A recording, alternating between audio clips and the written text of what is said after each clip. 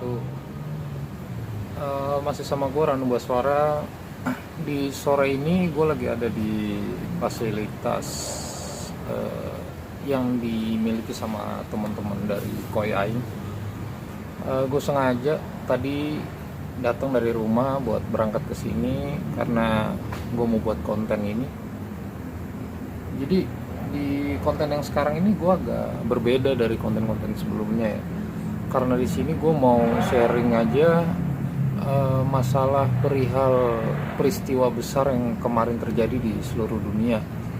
Jadi nggak cuma di kota gue doang, di Kabupaten Bogor, nggak cuma di Indonesia, tapi seluruh dunia juga yang ngalamin momen mengerikan ya, momen mengerikan yang melanda kita semua di sini. Dan gue yakin juga buat teman-teman yang sekarang nonton video gue bisa melewati fase kemarin dengan sehat dan tanpa kekurangan satu apapun, tuh satu anugerah yang luar biasa.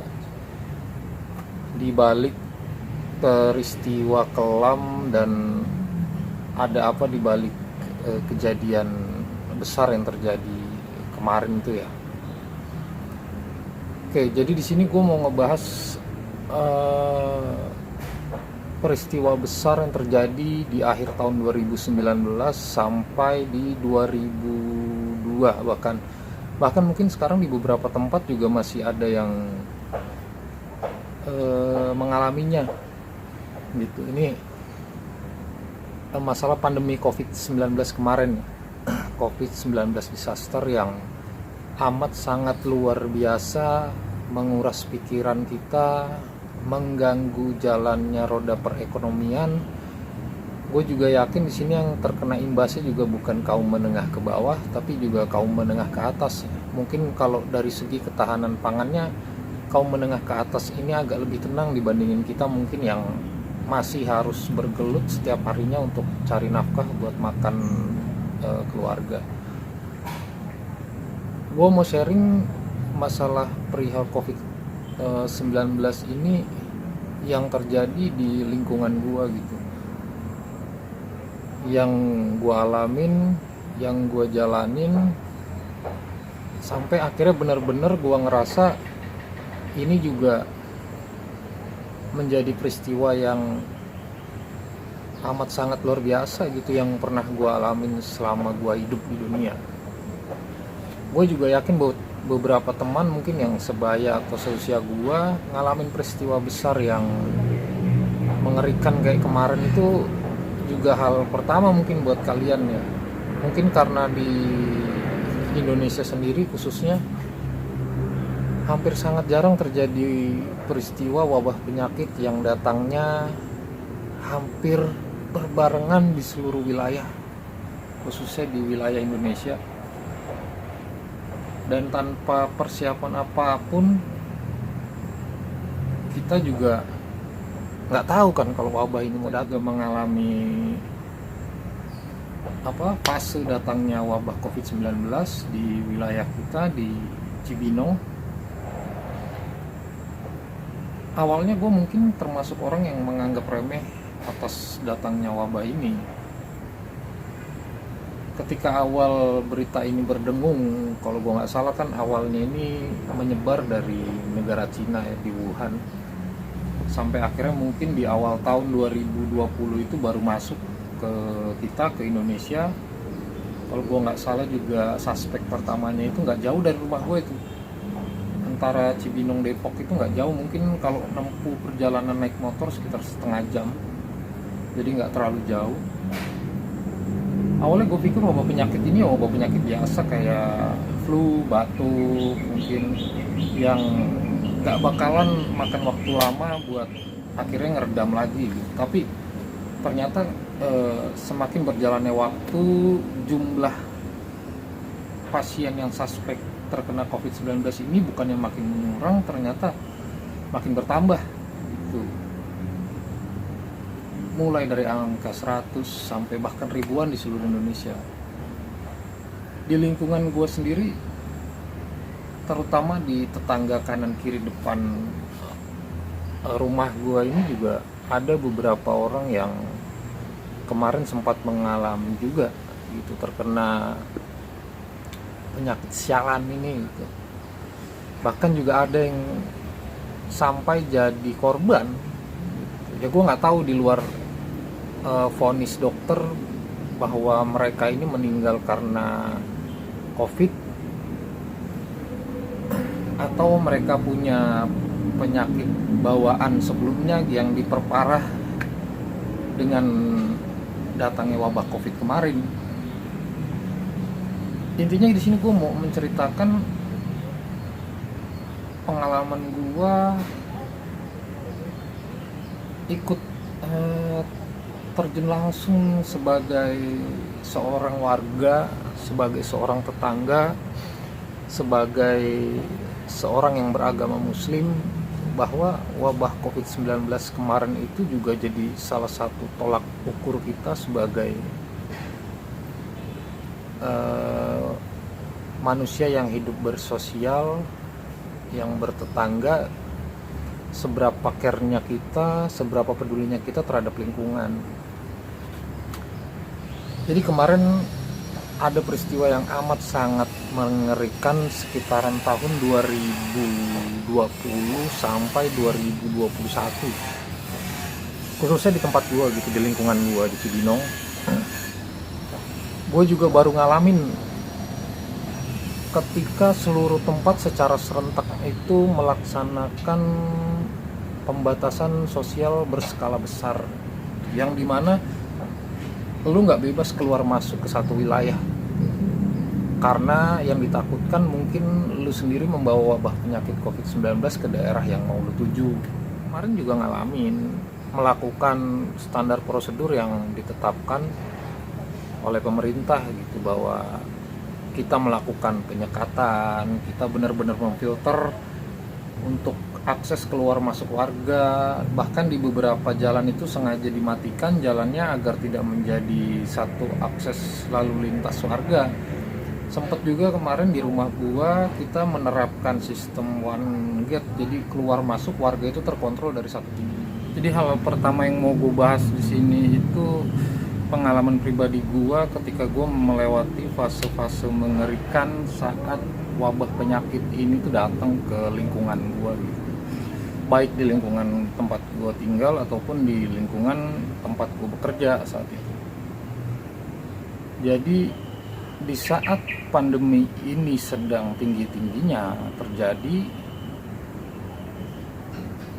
ternyata di sekitar lingkungan tempat gue tinggal ini juga banyak yang menjadi suspek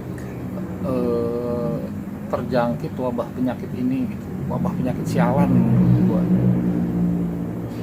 Karena nggak masuk di logika, karena nggak masuk juga di pikiran gue itu bagaimana cara gue untuk menghindari secara nyata gitu. Karena sesuai dengan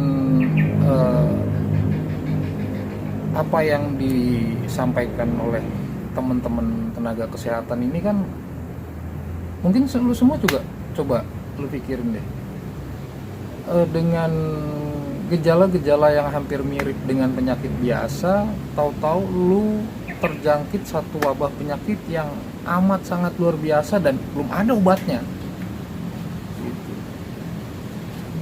Kan wabah COVID-19 ini kan beberapa ciri-ciri orang yang terkena penyakit ini kan kayak lu sesak nafas, batuk yang berkepanjangan, panas tinggi, suhu badan lu di atas 37 atau 38 juga lu sudah harus mewanti-wanti diri lu. Menurut gue, apalagi buat gue yang aktif sebagai perokok, gejala itu tuh ya sebelum adanya penyakit ini gue sering ngalamin gitu, karena gue ngerokoknya juga kenceng, kayak batuk, mungkin sedikit sesak nafas. Terus di luar itu juga kerjaan gue lebih banyak di lapangan, di luar ruangan, suhu badan gue juga gampang naik turun. Bahkan nggak harus datang wabah ini, dulu juga gue sering periksa sendiri gitu, pakai termometer kantor gitu, karena kebetulan di kantor gue juga dulu memang sudah ada termometer. Dari luar lapangan kita iseng main tembak-tembakan pakai termometer tembakan itu ya, buat orang-orang yang kerja di luar kantor, khususnya di lapangan, ya mungkin ketika mereka terjemur panasnya matahari, suhu badan mereka saat itu juga ditembak, ya pasti di atas 37 mungkin gitu, atau mungkin di 37, 38, bahkan mungkin ada yang di 39. Nah itu kan ciri-ciri yang apa menurut gue ya, gampang ditemui gitu di kehidupan lu sebelumnya, sebelum adanya penyakit ini gitu. Kayak balik lagi, ketika di lingkungan rumah gue ini sudah ada yang terjangkit, di situ gue juga baru sadar akhirnya bahwa pentingnya hidup bersosialisasi dengan tetangga, dengan sesama warga di lingkungan. Karena ketika kemarin ketika wabah penyakit ini datang ke lingkungan gua, dan ketika ada satu keluarga yang dinyatakan suspek terkena COVID-19, kan sudah jelas lu harus menjalani fase karantina di rumah, yang artinya lu nggak bisa keluar rumah, lu tidak bisa melakukan aktivitas lu seperti biasa, jadi lu harus diem di rumah, lu harus kontrol aktivitas lu. Tapi di luar ini semua kan lu juga punya kebutuhan utama yang tetap harus tersuplai gitu, seperti makan atau mungkin kebutuhan utama lainnya gitu, yang dimana ketika lu dikarantina di satu rumah, ya berarti lu nggak bisa keluar untuk mencari atau membeli makan gitu buat lu atau keluarga lu. Nah ini yang gue bilang pentingnya ternyata bersosialisasi dengan lingkungan sekitar lu. Oke, ini di luar konteks anjuran atau himbauan dari pemerintah gitu ya, ketika memang ada warga yang terkena penyakit ini, warga yang lainnya juga harus bergotong royong untuk membantu keluarga tersebut, mulai dari pemenuhan kebutuhan utama si keluarga tersebut gitu, seperti makan, minum, dan lainnya gitu. Apalagi buat keluarga yang mungkin masih punya balita di rumahnya, kebutuhan balitanya lebih banyak jelas kan, mulai dari pampers mungkin, atau kebutuhan makan si balita, serelaknya, atau yang lainnya mungkin bubur bayi, yang mereka sendiri nggak bisa untuk memenuhi kebutuhan itu gitu. Jadi mau tidak mau harus ada orang di luar rumah tersebut yang ikut membantu memenuhi kebutuhan mereka. Alhamdulillahnya di lingkungan gua saat itu warga ikut bergotong royong membantu ketika ada warga lainnya yang mengalami musibah terkutuk ini gitu. Membantu dari segi fasilitas kesehatannya gitu, mengkontrol apakah dia mengalami sesak nafas yang amat sangat gitu, atau mengalami gejala penyakit lain, karena katanya kan COVID ini juga bisa sebagai satu pemicu penyakit yang mungkin lu sendiri udah punya di badan lu. Dengan adanya wabah COVID di dalam badan lu ini memperparah atau memperburuk keadaan lu gitu, memenuhi yang tadi gue bilang, memenuhi kebutuhan utama lu, makan lu, minum lu, mungkin jajan lu, terus kebutuhan kesehatan seperti penyediaan oksigen. Nah kebetulan juga kemarin nih teman-teman koi aing juga ikut partisipasi buat ngebantu di lingkungan, karena kebetulan kan di farm ini sudah jelas pasti ada tabung oksigen, jadi itu bisa dipakai kemarin buat warga. Alhamdulillah masih bisa bantu cuy. Nah berjalan beberapa waktu di lingkungan gue sendiri juga, gue nggak tahu dari mana, karena warga sendiri juga sudah menjalani prokes yang cukup ketat menurut gue, karena seperti di awal video tadi gue bilang, untuk akses keluar masuk di lingkungan gue ini juga sudah one gate gitu, jadi sudah satu akses, satu pintu, yang dari mana ketika lu masuk atau lu keluar itu lu dicek lagi oleh petugas petugas jaga atau satgas covidnya. Suhu lu ditanya dari mana gitu, apakah lu sudah menggunakan masker, lu membawa hand sanitizer atau tidak gitu. Tapi penyakit ini tuh ternyata juga semakin meluas di lingkungan gua gitu. Mulai yang dari awalnya orang yang terkena gejala ringan hingga orang yang terkena gejala berat atau tidak bisa ditangani sendiri. Itu harus bersinggungan dengan tenaga kesehatan langsung atau dibawa ke fasilitas kesehatan kayak klinik atau rumah sakit yang saat itu memang khusus menangani masalah penyakit ini. Beberapa orang dan beberapa keluarga ini terkena dan terdata oleh Satgas Covid di lingkungan gua. Awalnya dari 1, 2, 3, ini menyebar lagi akhirnya 5, sampai kalau gua nggak salah sampai angka belasan gitu. Gua lupa secara rinciannya itu berapa total warga di lingkungan gue yang terjangkit penyakit sialan gitu. Cuma ya memang rata-rata kalau ditelusuri, menurut informasi dari teman-teman Satgas Covid di lingkungan gue kemarin, orang yang baru terjangkit dan terdata di lingkungan gue ini, mereka terkena karena bersinggungan dengan orang yang sebelumnya sudah terkena penyakit COVID-19 ini. Entah mereka yang masih aktif bekerja, contohnya kayak gue yang masih aktif bekerja, tapi alhamdulillah gue kemarin dijauhin dari penyakit sialan ini. Dan ada beberapa temen atau warga yang tertular dari rekan-rekan kerjanya gitu, dan ketika mereka kembali pulang ke rumah kondisinya masih oke, masih sehat, mungkin setelah masa inkubasi si virusnya ini aktif, dia baru mengalami gejala, entah gejala itu ringan ataupun berat. Dan gua ngelihat di sini kesungguhan warga, gua ngelihat niat tulus warga di sini untuk membantu sesama manusia. Mungkin sebelum datangnya virus ini ya gue juga sudah ngasih jempol buat warga di lingkungan gue yang memang sudah aktif bergotong royong gitu. Ditambah datangnya penyakit ini, gue semakin yakin gitu bahwa nilai-nilai moral yang warga lingkungan gue punya ini masih tinggi gitu. Rasa tenggang rasa hidup bertetangga, berkemanusiaannya itu masih sangat tinggi di lingkungan gue. Gue masih bersyukur.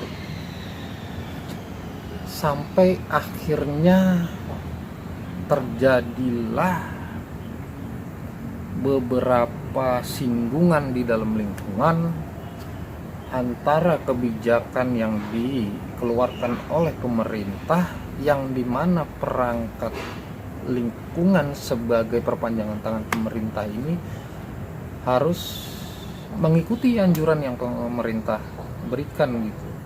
Jadi kalau kayak kemarin kan yang ramai itu mungkin nggak di tempat gue juga, di luar juga pun sama pasti. Ketika ada himbauan untuk mengurangi, bahkan sampai kalau bisa untuk beribadah ini di rumah masing-masing gitu. Di tempat gue juga sempat itu jadi gesekan, tapi ya alhamdulillah itu bisa dilewatin, bisa dilaluin sama warga gue, walaupun nggak gampang juga buat nyari jalan tengah antara kebijakan yang pemerintah berikan dan kepentingan umat beragama di sini. Ini juga yang mau gue bahas. Di sini juga terlihat ternyata kita ini sebagai umat beragama dan kita sebagai warga negara yang hidup bertetangga.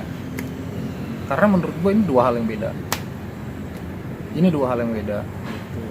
Jadi di satu sisi lu harus mengikuti aturan yang ada, aturan yang ditetapkan oleh pemerintah dan lingkungan lu, karena ini kan menyangkut perihal hajat kesehatan orang banyak.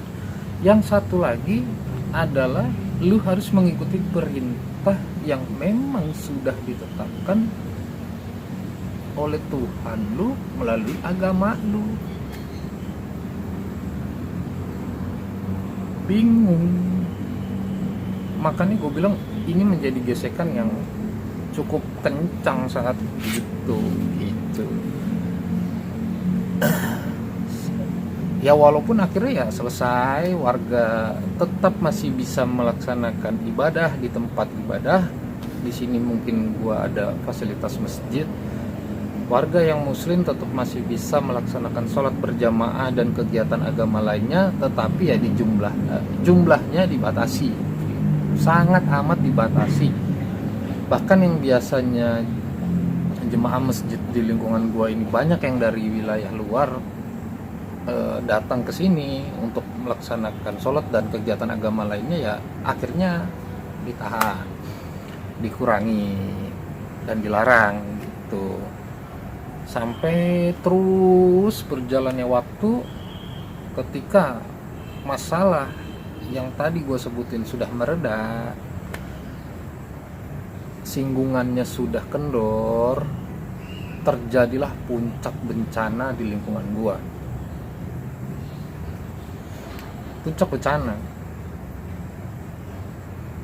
Jadi gini, background di lingkungan gue sendiri ini warganya kebanyakan lansia di atas usia 50 tahun. Perbandingannya dengan mungkin yang seusia gua itu mungkin 5:1 mungkin. Karena banyak juga remaja di lingkungan gua ini yang sudah punya rumah di luar, atau dia mungkin merantau keluar, sudah tidak tinggal lagi di lingkungan. Sisanya banyak orang tua dan manula, kakek, nenek yang pada saat itu sangat amat rentan terkena wabah penyakit ini. Terjadilah korban yang sampai merenggut nyawanya, versinya rumah sakit saat itu. Kenapa gue bilang di sini versinya rumah sakit ya?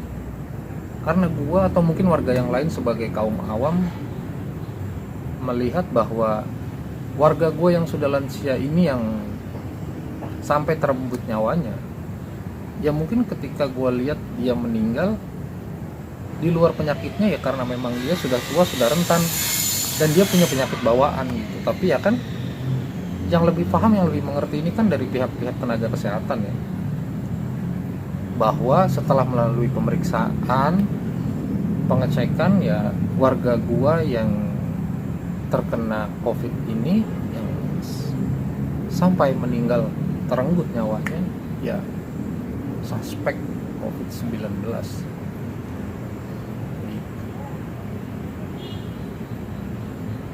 Wah, saat itu mungkin kalau dibayangin atau gue dikasih pilihan, lu mau nggak balik lagi ke masa itu, gue nggak mau. Kenapa gue bilang nggak mau? Karena saat itu benar-benar mencekam, di luar konteks percaya atau tidak percaya dengan penyakit ini. Setelah informasi yang kita terima di awal, informasi yang masuk ke grup WhatsApp remaja saat ada warga kita yang meninggal dan terkonfirmasi COVID-19 ya, gue pikir proses ini tuh sudah selesai gitu. Ternyata nyatanya enggak, dan selang beberapa waktu lagi, itu mungkin sudah sekitar jam 3:30 sore, udah mau masuk atau sudah masuk waktu asar, masuk lagi informasi ke grup WhatsApp remaja yang di situ tuh dituliskan informasinya bahwa teman-teman dari Satgas Covid ini meminta bantuan remaja untuk mengurusi jenazah warga kita yang meninggal karena terkonfirmasi penyakit COVID-19 gitu. Jadi gue dan teman-teman gue lainnya mungkin yang ada di grup WhatsApp remaja ini pikirnya kan, wah tadi siang kita dikabarin sudah meninggal gitu, dan sekarang udah 3:30. Karena kita tahu jenazah nggak bakal dibawa ke rumah karena sesuai dengan standar protokol penguburan, bahwa jenazah memang harus langsung dibawa ke tempat pemakaman umum. Ya pikiran kita ya saat itu jenazah sudah dikuburkan gitu, sudah dikebumikan. Tapi kok ini ada informasi lagi yang menyebutkan bahwa jenazah warga gue ini belum dikuburin, masih dianggurin jadinya. Gila. Saat itu langsung di otak gue ini ngebulnya itu gini, gue ini tinggal di lingkungan gue ini udah lama, udah belasan tahun gitu. Gue tahu ada sebenarnya warga gue ini yang mungkin saat itu usianya juga belum terlalu tua, belum terlalu lansia, jadi mungkin sekitar yang usia 35 tahun sampai 50 tahun lah, yang mungkin masih ada sisa-sisa tenaga dia yang bisa ngebantu buat ngurusin jenazah ini. Tapi nyatanya semua menahan diri gitu, dengan dalih alasan bahwa mereka sendiri juga takut tertular, takut terkena wabah penyakit tersebut.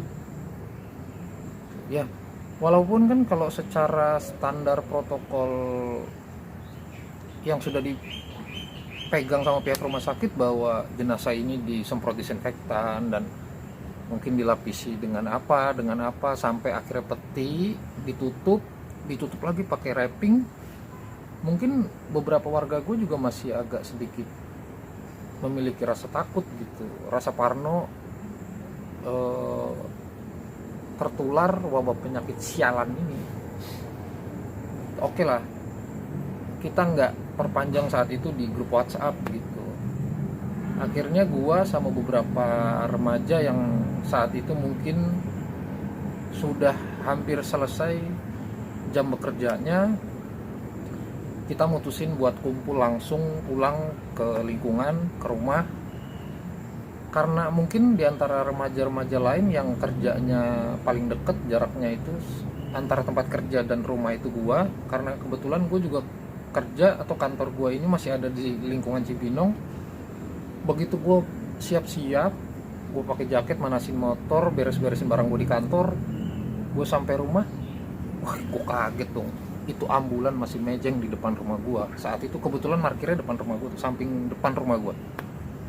Itu gua tanya saat itu ke pemimpin lingkungan juga, "Om, ini belum dikuburkan?" "Belum."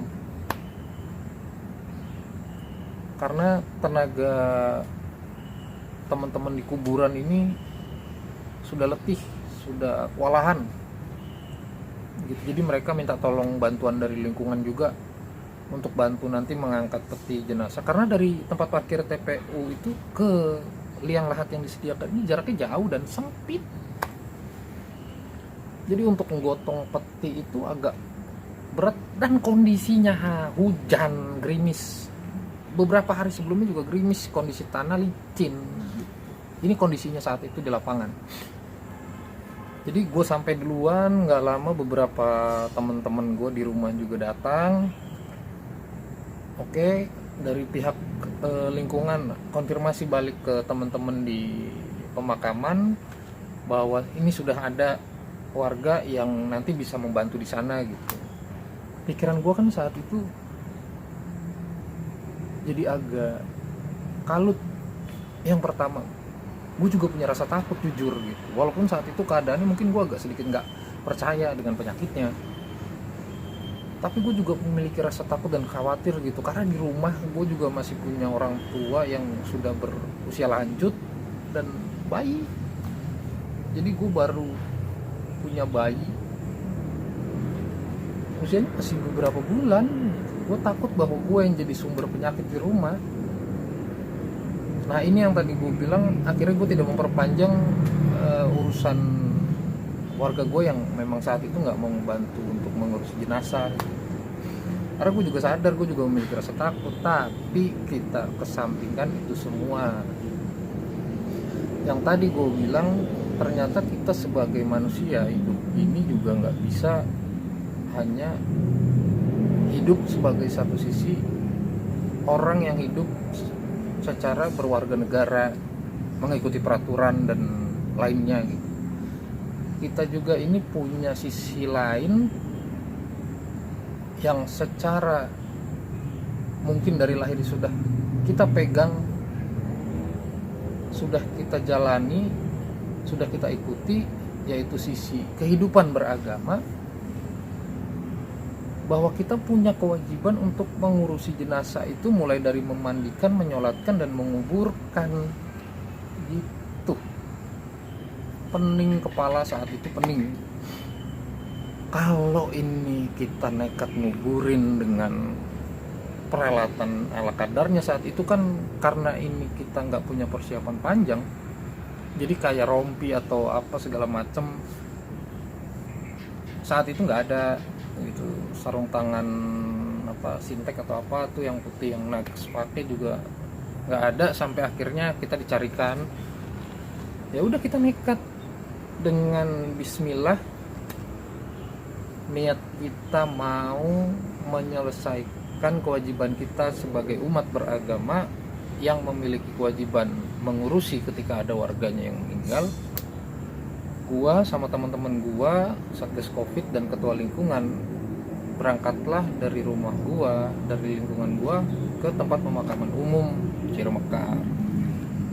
Gitu. Sampai di sana juga yang awalnya gua underestimate sama teman-teman tukang penggali kubur, ya kan gua mikirnya sebelum gua dapat informasi teman-teman di sana itu udah ngegali kubur itu 1 hari itu udah padet banget, ya gue underestimate, gue punya pikiran wah ini mereka aja mungkin yang males atau takut juga sama penyakit ini gitu. Tapi begitu gue sampai di sana ngeliat muka mereka, ekspresi mereka, rasa capeknya itu terpancar banget di mukanya, nggak bohong, kelihatan banget gitu. Sampai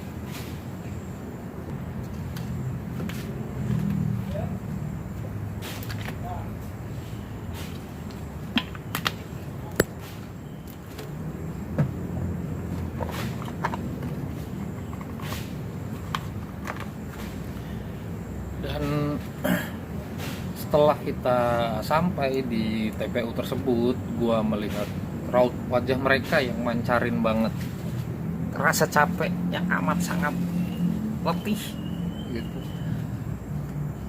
Gue jadi terenyuh sendiri gitu bahwa berat banget pekerjaan mereka juga gitu.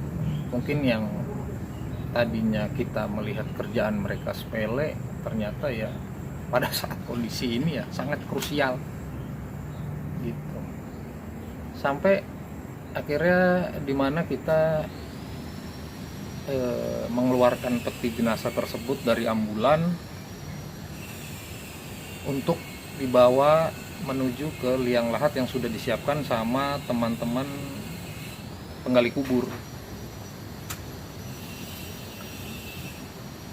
Saat itu gue inget berenam kayaknya yang ngangkat petinya itu, karena kondisinya satu, gue nggak pernah ngangkat peti jenazah, teman-teman gue juga sama kayaknya nggak pernah ngangkat peti jenazah saat itu. Ini pengalaman pertama, dan agak berat gitu. Ini jangan berpikir yang enggak gitu, berarti bukan karena apa-apa, karena memang peti kan lumayan berat, ditambah dengan adanya jenazah di dalam gitu. Akhirnya kita berenam angkat peti tersebut dari dalam ambulan rumah sakit. Kita jalan pelan-pelan. Nah, ini juga ternyata gua ngerasain sendiri. Ngangkat peti jenazah itu gua satu loh, ngangkatnya 1 hari 1. Kondisi jalan yang kurang mendukung, yang tadi gua bilang kondisinya ini lagi hujan, hampir setiap hari hujan, licin. Peti jenazah hampir terjatuh karena beberapa orang yang ngangkat ini hampir terpeleset. Karena kondisinya ini bukan jalan aspal atau jalan batu, ini jalan tanah merah. Yang kalau kena air itu licinnya waduh mantap pisan. Kondisinya mantap banget, termasuk gue juga di situ hampir terpeleset. Tapi alhamdulillah kita masih bisa nahan si peti jenazah. Sampailah di atas liang lahat, kita turunkan ke samping liang lahat, karena untuk proses penurunannya kan harus menggunakan tali tambang besar yang memang sudah disiapkan sama teman-teman penggali liang lahat untuk ngebantu nurunin si jenazah tersebut, karena kan nggak mungkin ada orang di bawah kalau Mungkin kalau jenazah normal kan ada orang yang menerima gitu, ke bawah ditaruh jenazahnya di lubangnya. Kan kalau peti kan nggak ada orang di bawah, jenazah kita taruh, teman-teman yang ngangkat itu menaruh jenazah tersebut di samping liang lahat. Kita lanjutkan proses pemasukan peti jenazah tersebut ke liang lahat, sampailah proses di mana ini proses ini sebenarnya nggak sulit, karena harusnya sebagai apa ya gue bilang, umat beragama khususnya Islam sudah terbiasa dan harusnya sudah bisa, apalagi laki-laki ya, untuk azan gitu. Saat itu karena di lingkungan kita ya, kalau memang ada yang meninggal ya biasanya diazankan. Kondisi keluarga saat itu nggak ada yang hadir di pemakaman karena pemuda semua yang ada di dekat liang lahat. Begitu peti tersebut masuk dan siap dikubur, si pemimpin penggali kubur ini bilang, ayo siapa yang mau ngajanin.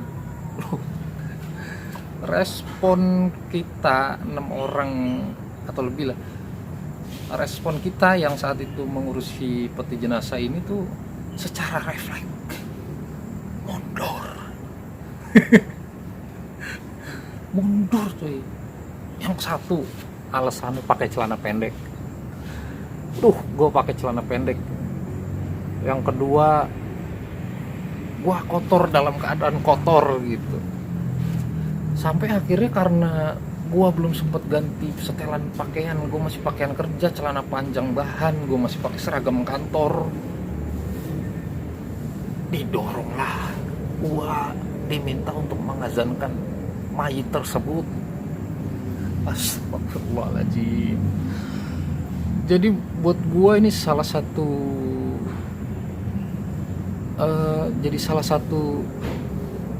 momen epic di tahun itu gitu. Gua yang ikut ngebantu ngurusin jenazah sampai akhirnya gua mengazani mayit yang memang notabene-nya bukan keluarga ya, bukan keluarga kandung. Wow banget. Posisi gua saat itu paling dekat dengan lubang, jadinya dengan bismillah, karena saat itu gue langsung ngeblank, jujur aja ngeblank. Karena kalau azan gue hafal, insya Allah gue hafal, gue bisa lah azan. Tapi nggak tahu kenapa, karena kondisinya mungkin agak sedikit dramatis, gue takut ketika gue azan gue jadi komat lah. Kalau gue ingat-ingat tuh nggak bisa gue bayangin, agak sedikit merinding sama ketawa gitu.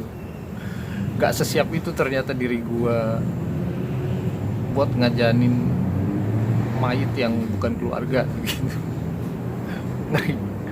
Tapi ya udahlah, akhirnya selesai gue mengajankan mayit tersebut diturunkan, biasa doa pun sebisanya orang yang saat itu memang ada di proses pemakaman itu, karena warga yang biasa berdoa untuk momen-momen seperti ini tuh nggak bisa hadir gitu, karena alasan tadi.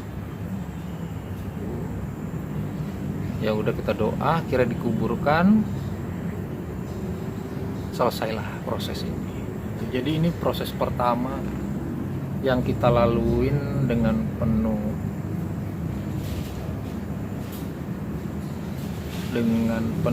pelajaran buat gua pribadi.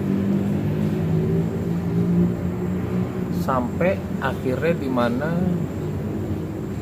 ternyata ini itu bukan untuk yang pertama. Jadi warga gua ini ada beberapa orang yang ternyata mengalami musibah, mengalami cobaan yang sama dengan warga gue yang pertama, meninggal dalam keadaan terkonfirmasi COVID-19. Dan yang paling menyayat hati gitu ya, yang paling gue bilang paling berat mungkin ada di salah satu keluarga tetangga gue yang sampai 3 orang keluarganya yang diambil, yang kembali ke Sang Maha Pencipta di waktu yang bersamaan. Di waktu yang kurang dari 1 minggu, 3 orang anggota keluarganya meninggal semua dengan status terkonfirmasi COVID-19. Gue gak bisa bayangin kalau memang gue gitu yang ngalamin kondisi tersebut. Gue cuma bisa berdoa untuk warga atau almarhum dan almarhumah tetangga gue, semoga amal ibadahnya diterima oleh Allah, dihapuskan segala dosanya dan langsung diterima di surganya Allah itu tanpa melalui hisab.